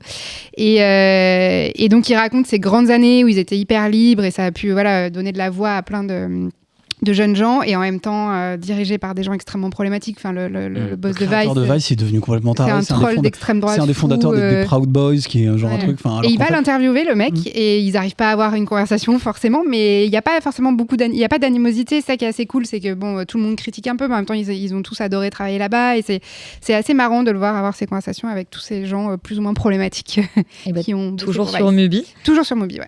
Et Félix, t'as une reco aussi. Ouais, qui est sur Max cette fois-ci. C'est une série d'animation qui s'appelle Common Side Effect, qui est par du coup les créateurs de Scavenger Reign, pour les gens qui connaissent. Déjà, la série a un générique de fou furieux. Ça raconte l'histoire de Marshall, qui est un espèce de biologiste spécialisé dans les champignons et qui découvre au Pérou un champignon qui peut guérir tout, en fait, grosso modo. Évidemment, ça pose beaucoup de questions éthiques et ça va être toute une espèce de course-poursuite pour essayer de développer ce champignon et le conserver contre Big Pharma qui essaye de mettre la main dessus. C'est vraiment hyper drôle, c'est très prenant, ça se mange très rapidement parce que je crois que c'est des petits épisodes de 30 minutes, donc vraiment je vous conseille parce que c'est vraiment hyper chouette et en plus assez trippy, donc voilà, vraiment. Évidemment, c'est les champignons. Dispo sur Max donc, et on termine avec la carte blanche. J'ai réfléchi à ce que tu m'avais dit l'autre jour. J'ai passé la moitié de la nuit à y réfléchir. Et puis j'ai eu un flash. Et donc carte blanche à toi, Rita, toi qui viens d'avoir 25 ans, joyeux anniversaire. Merci beaucoup, j'ai eu 25 ans hier et je me suis dit, en fait, ne pas savoir où on en est, se demander si on est en retard, si on est censé faire une crise du quart de vie ou plutôt si on devrait voyager ou encore trouver un vrai travail, tenter de relationner et à la fois avoir envie de rencontrer le plus de monde possible, ne pas trop savoir, galérer, bref, avoir 25 ans. Et il se trouve que cette carte blanche sera donc encore plus personnelle que celle de d'habitude puisque donc c'était mon anniversaire et je me suis replongée dans un long tunnel de remise en question et merci au cinéma et à la télévision de m'avoir offert des guides, des amis et des soutiens à travers la fiction. Avoir 25 ans en 2025, donc 20 ans en 2020, je vous laisse faire le calcul de le bordel que c'était, c'est donc être né dans un monde postmoderne où chaque année on vit l'année la plus chaude, les événements les plus sans précédent de l'histoire. Je suis fatiguée, donc on est fatigué constamment et surtout l'impression d'être assez privilégié malgré tout et de se sentir coupable d'avoir cru être fatigué alors qu'en fait on est privilégié. Bref, je vous épargne la fameuse quarter life crisis pour plutôt vous concocter une liste de visionnages, un peu comme des devoirs, de choses à découvrir, redécouvrir pour passer tout moment d'incertitude. D'ailleurs, ça vaut que vous ayez 25 ans ou pas du tout. Attention, c'est une watchlist ultra éclectique, non exhaustive, très personnelle et franchement, comme cette 25e année, bordélique. D'abord, je voulais vous parler de sujets plutôt tristes, comme ça on les évacue, mais pour découvrir la maladie, l'angoisse de la mort qui n'existait pas forcément avant et qu'on réalise qu'on est faillible et qu'on va sûrement mourir à 25 ans. Enfin, dans sa vie, je veux dire, c'est juste qu'on le réalise quand on a 25 ans. Il y a le stress contrôlé sur 2 heures de Cléo de 5 à 7. L'agonie qui dure des mois dans The Big Sick, film très peu connu qui est un film original Prime en France que je vous recommande à 1000%. C'est une espèce de sortie de l'innocence assez violente où on se demande si on peut vraiment tous mourir et on pense surtout à nos proches et aux parents qui vieillissent, etc. Ce qui me fait enchaîner sur mon deuxième sujet triste, et après, promis, on essaie de sortir de là.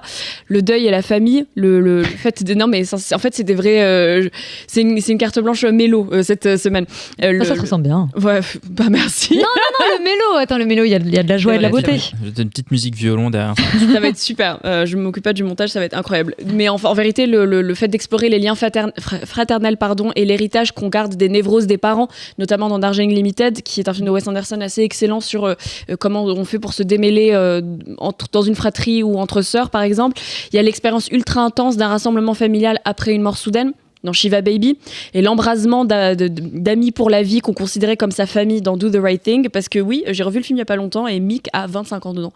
Donc, ah ouais. Et tous ces personnages que je vous cite, ils ont à peu près 25 ans et revoir ces choses-là quand on a le même âge nous fait réaliser à quel point on peut être très loin ou au contraire très proche de ces gens. Il y a la notion évidemment du travail, de l'argent, la désillusion après les études, que la vie c'est nul, sur le mode absurde dans Confession d'une accro au shopping, qui est un film que j'adore et que je recommande, sur le mode rom-com chouchou dans Set It Up, une rom-com Netflix qui était passée inaperçue, et sur le mode désillusion réaliste à la Noah Baumbach dans Mistress America. Évidemment, on peut pas parler de ça sans parler de l'amitié, de la rupture amicale qui peut être aussi extrêmement violente, de manière très américaine dans Someone Great qui traite d'une rupture amoureuse, et de manière très indé-européen dans Julie en 12 chapitres, dont je vous parlais la semaine dernière. J'ai une relation conflictuelle avec ce film et je trouve qu'il représente quand même très bien ce moment de transition. Et puis Bridget Jones, parce qu'elle a un peu plus que 25 ans, mais pas mentalement.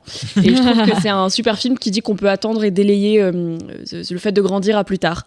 Et enfin, il y a ces films et séries qui réussissent à tout compiler, à retranscrire précisément tout ce qui fait qu'avoir 25 ans, c'est un moment spécial de doute. Je pense à Frances Ha de Noah Baumbach, à Girls, la série HBO de Lena Dunham, à une série très récente, Adults, dont on vous a parlé à l'antenne, qui m'a vraiment marqué sur cette notion-là, et à Friends, parce que on peut dire tout ce qu'on veut sur cette série. Dans la saison 1, les personnages ont 25 ans. Bah, je suis en train de revoir, et en vrai, oui. Ces scènes, en fait, de cinéma qui font écho à la vie, aux emmerdes, au moment où tout semble s'aligner pour créer des journées parfaites, aux amis qu'on se fait, qu'on perd, qu'on retrouve, aux amants qui surprennent et déçoivent, aux amours qui filent et surtout aux moments perdus et incompréhensibles. Bref, j'ai eu 25 ans et comme à chaque grande étape de la vie, je me suis réfugiée et je me réjouis de le faire dans le cinéma et ce qu'il offre d'exemples de vie, et je vous recommande de le faire à chaque moment de blues ou au contraire moment de grande joie. Enfin bref, aller au cinéma.